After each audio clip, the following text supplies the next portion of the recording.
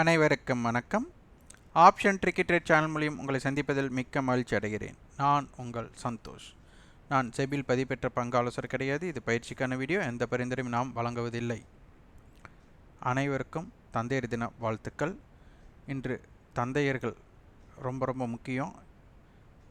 தான் பெறாத அனைத்தும் தன் பிள்ளைகள் பெற வேண்டும் என்று எண்ணி தன்னை வருத்தி அதன் மூலம் குழந்தைகளை மகிழ்ச்சி செய்யப்பவர் அவரவர் தந்தையர்கள். அதனால் தான் பார்க்காத உலகத்தையும் தன் குழந்தைகள் பார்க்க விரும்புவவரும் அவரை. அதனால் அனைத்து தந்தையருக்கும் வாழ்த்துக்கள்.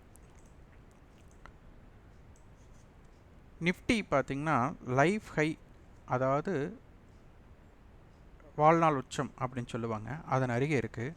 இந்த இடத்துல அதிரடி.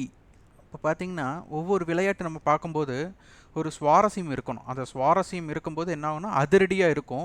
அப்போ நம்ம பார்க்க தோணும். ஆனால் இங்கே அதிரடியாக இருந்தால் தான் ஒரு ஆப்ஷன் வர்த்தகம் செய்ய முடியும். ஏன்னா ஒரு நல்ல ஒரு ஏற்றமோ இல்லை நல்ல ஒரு இறக்கமோ இருக்கும்போது தான் ஆப்ஷன் வர்த்தகத்தோட ப்ரீமியத்தோட ஏற்ற இறக்கம் நல்லாயிருக்கும். அப்படி இல்லாத பட்சத்தில் மார்க்கெட் ஒரு சைடுவேக்குள்ளே இருக்கும்போது அது டிகேக்குள்ளே வாய்ப்பாக போய்விடும்.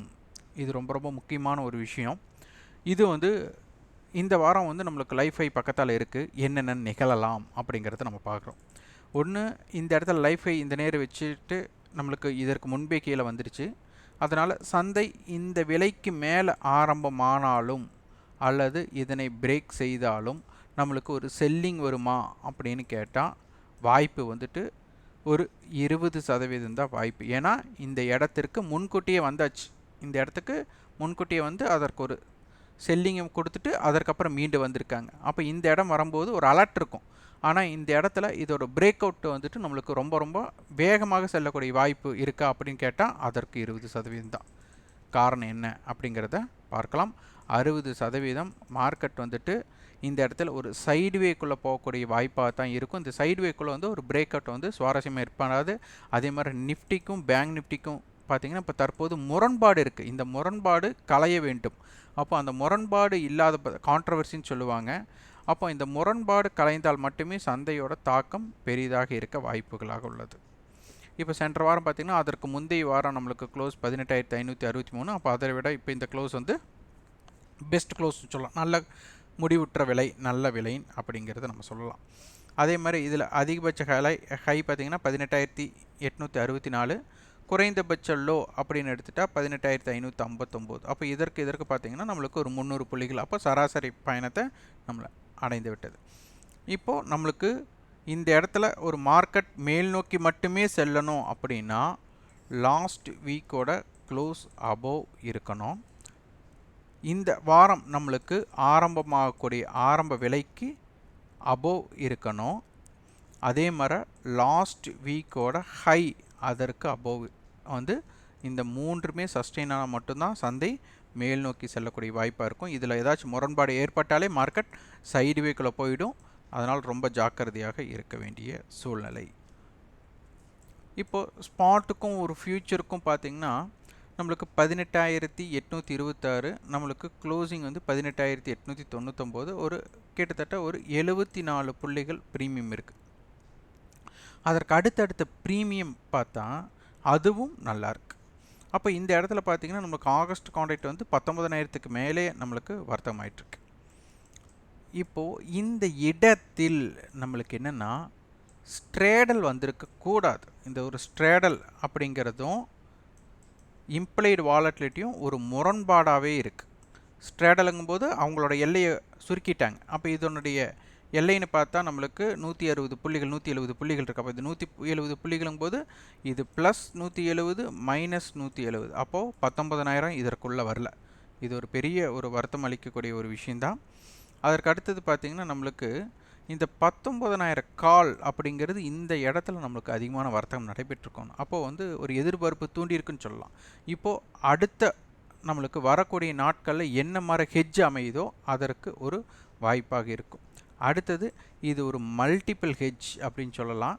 இது வேணால் நம்மளுக்கு சந்தையோட பயணத்திற்கு உதவலாம், மேல் நோக்கி போகிறக்கு உதவலாம். ஆனால் இந்த மாதிரி மேல் நோக்கி போகிறக்கு உதவக்கூடிய வாய்ப்பு ஒரு 20% தான். இதுவே இப்படி இருந்திருந்தால் 18,800 கால் 18,900 கால் 19,000 கால் அந்த மாதிரி இருந்து இந்த மாதிரி அமைப்பு இருந்திருந்தால் இன்னும் நம்மளுக்கு ஒருமுக பயணத்திற்கு ஒரு வாய்ப்பாகவும் கருதலாம். ஆனால் இதெல்லாம் ஒரு முரண்பாடு. இந்த நம்மளுக்கு புட் ஆப்ஷன்ஸ் தான் நம்மளுக்கு அதிகமான வர்த்தகமாகிருக்கு. அதே மாதிரி கால் ஆப்ஷன்ஸில் ஒரு ஸ்ட்ராடலம் அமைஞ்சிருக்கு. இது வந்து ஒரு முரண்பாடான ஒரு விஷயந்தான். அப்போ இந்த இடத்துல லைஃப் ஹை அப்படிங்கிறது அதிரடியாக நம்மளுக்கு கட்டாகக்கூடிய வாய்ப்பு மிக மிக குறைவு. ஆனால் சந்தையில் என்ன வேலை நடைபெறலாம். அதை விட மிக முக்கிய விஷயம் இது என்னென்னா இம்ப்ளைடு வாலிட்டி ரொம்ப ரொம்ப கம்மியாக இருக்குது. இது வந்து ஒரு விஷயத்தை நான் அடைஞ்ச ஒரு பிரேக் அவுட் ஆகணும்னா அந்த இடத்துல ஸ்பீடு வேணும். அந்த ஸ்பீடு இல்லாமல் இது என்னென்னா ஒரு மந்த நிலை லோயர் வேல்யூம் அப்படின்னு சொல்லுவாங்க. அப்போ லோயர் வேல்யூமில் ஒரு பிரேக் அவுட்டை வந்துட்டு அவ்வளோ தூரம் ஆதிக்கம் செலுத்தக்கூடிய வாய்ப்பு இந்த இடத்துல குறைவாக இருக்குது. அப்போ டைம் வேல்யூ நம்மளுக்கு பார்க்க போனால் 18,800 அந்த ரேஞ்ச் நம்மளுக்கு பார்க்கும்போது 18,800 109 ரூபா, இது 52 ரூபாங்கும்போது டைம் வேல்யூ கால் சைடு அதிகமாக இருக்குது அப்படிங்கிறது தெரியுது. அதே மாதிரி வந்துட்டு நம்மளுக்கு இதனுடைய இடைப்பட்ட இடத்துல புட் ஆப்ஷன்ஸுக்கும் சரி கால் ஆப்ஷனுக்கும் சரி நம்மளுக்கு ஒரு பெரிய தாக்கமெல்லாம் இல்லை. இது வந்து ஒரு டைம் வேல்யூ வந்து அவுட் த மணியில் வந்துட்டு ஒரு பெரிய இம்பேக்டட் நம்மளுக்கு ஏற்படுத்தலை அப்படிங்கிறத செலுத்தணும். ஆனால் இது நாளை தினம் அதாவது வாரத்தின் துவக்க நாள் ரொம்ப ரொம்ப முக்கியம். இதனுடைய எல்லைனா 18,748 டு 18,909, வைட் ரேஞ்ச் 18,639 டு 18,961. இப்போ புட் ஆப்ஷனில் அவங்களுடைய தோல்வியை ஒப்புக்கொண்டால் மட்டுமே சந்தை வந்து மேல் நோக்கி செல்ல முடியும். ஏன்னா ஆல்ரெடி வந்து கால் ஆப்ஷன்ஸில் டைம் வேல்யூ கொஞ்சம் அதிகமாக இருக்கிறதுனால புட் ஆப்ஷன்ஸ் தோல்வி ஒத்துக்கிட்டால் அந்த ஒன் சைடு இம்பேக்ட் கொடுக்கும். இதே ஸ்ட்ராட்டல் இருந்தால் சந்தை வந்துட்டு ஒரு பிற்பகுதியில் ஏதாச்சும் ஒரு மாற்றங்கள் ஏற்பட வாய்ப்பாக இருக்கலாம். அதனால் நம்மளுக்கு சந்தையோட என்ன ஹெட்ஜ் நம்மளுக்கு 9:15 10 மணிக்குள்ளே என்ன வருகிறதுன்னு பார்க்கணும். இது முரண்பாடான க்ளோசிங் பார்த்திங்கன்னா நம்மளுக்கு நிஃப்டி வந்துட்டு லைஃப் ஹை நியர் இருக்கும்போது பேங்க் நிஃப்டி அந்த லைஃப் ஹையர் இல்லை நம்மளுக்கு 44,500 அந்த ரேஞ்சு நம்மளுக்கு அருகாமையில் இருக்குது. அதுதான் நம்மளுக்கு வந்துட்டு இப்போதைக்கு ரீசன்ட் ஹை அப்படின்னு கூட சொல்லலாம். அப்போது சென்ற வாரத்தில் நம்மளுக்கு அதிகபட்சமான ஹைன்னு பார்த்துட்டா 44,212. அப்போ இதற்கு மேலும் 44,500க்கு மேலும் இருந்தால் மட்டுமே சந்தையோட பயணம் தொடர முடியும். அதே மாதிரி நம்மளுக்கு ப்ரீமியம் அடுத்தடுத்த கான்ட்ராக்டோட ப்ரீமியமும் நம்மளுக்கு வந்து நிஃப்டியில் இருக்கிற அளவுக்கு பேங்க் நிஃப்டியில் இல்லை. அது ஒரு பெரிய முரண்பாடு. அதே மாதிரி 43,700 புட் 44,000 கால் அப்படின்னு ஒரு ஸ்ட்ராங்கல் இருக்குது. இதனுடைய 2 ப்ரீமியம் ஆட் பண்ணும்போது ஒரு 350 புள்ளிகள் வருது. அப்போது 43,700ம் 44,000ம் அப்போ இதனுடைய இடைப்பட்டது 43,850. அப்போ இந்த ரேஞ்ச் 43,850 அபோவ் ஆர் பிலோ இது ரொம்ப முக்கியம். 44,000க்கு மேலே போனால் ப்ளஸ் 350, 43,700னா மைனஸ் 350. இது வந்து ஒரு ரேஞ்சாக நம்மளுக்கு சந்தை இருக்க அதிகமான வாய்ப்பாக இருக்கும். இதுலேயும் இம்ப்ளைட் வாலிட்டி ரொம்ப ரொம்ப கம்மியாக இருக்குது. நீங்கள் நியூஸ் பேஸ்டு அமெரிக்கா என்ன வேணாலும் அவங்க டேட்டாஸ் என்ன வேணாலும் பார்க்கலாம். இப்போ நம்மளோட இந்தியாவோட டேட்டாஸை பார்க்குறத விட்டுட்டு நம்ம வேர்ல்டு மார்க்கெட்டோட டேட்டாஸ் எல்லாம் நிறைய பேர் பார்க்க ஆரம்பிச்சிட்டாங்க. இங்கேயே ஒரு விஷயத்துக்கு ஒரு இதில்ங்கும்போது வேர்ல்டு மார்க்கெட்டோட இம்பேக்ட் இப்போ நிறைய நீங்கள் பார்த்தீங்கன்னா தெரியும். 52 வீக் லோ வேர்ல்டு மார்க்கெட் வந்து பிரேக் ஆச்சு இப்போ சமீபத்தில். அப்போ மார்க்கெட் நம்ம நிஃப்டி இறங்கலை. ஆனால் அவங்க திருப்பி வேர்ல்டு மார்க்கெட் திருப்பி வந்துட்டு நியர் லைஃப் ஹை வந்தாச்சு. இப்போ நம்மளும் அப்படித்தான் இருக்கிறோம். ஆனால் ஒரு தாக்கத்தை அப்போ அவங்க மேலே கீழே போகும்போது நம்ம அடிக்கல, அவங்க மேலே வரும்போது ஏறலை.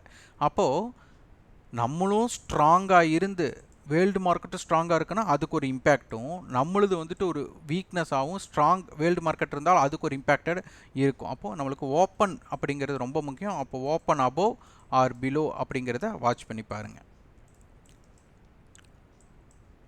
பேங்க் நிஃப்டியோட ரேஞ்ச் குறுகிலை 43,766 டு 44,204, வைட் ரேஞ்ச் 43,562 டு 44,438 இருக்கும்.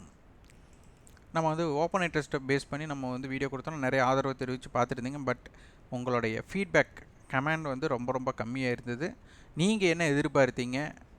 நீங்கள் இதுவரை நீங்கள் பின்பற்றிருக்கும்போது ஓப்பன் இன்ட்ரெஸ்ட் உங்களுக்கு எப்படி பயன்பட்டது? நம்ம சொல்கிற லாஜிக் உங்களுக்கு புரிஞ்சுதா? இல்லை அது உங்களுக்கு ஆய்வு செய்யறதுக்கு உங்களுக்கு உதவியாக இருக்குமா அப்படிங்கிறதையும் நீங்கள் பதிவு செய்யுங்க. இந்த வீடியோ உங்களுக்கு பயனுள்ளதாக இருந்தால் லைக் பண்ணுங்கள், ஷேர் பண்ணுங்கள், சப்ஸ்கிரைப் பண்ணுங்கள். கண்டிப்பாக உங்களோட ஃபீட்பேக்கை கமெண்ட் பாக்ஸில் பதிவு பண்ணுங்கள். நன்றி, வணக்கம்.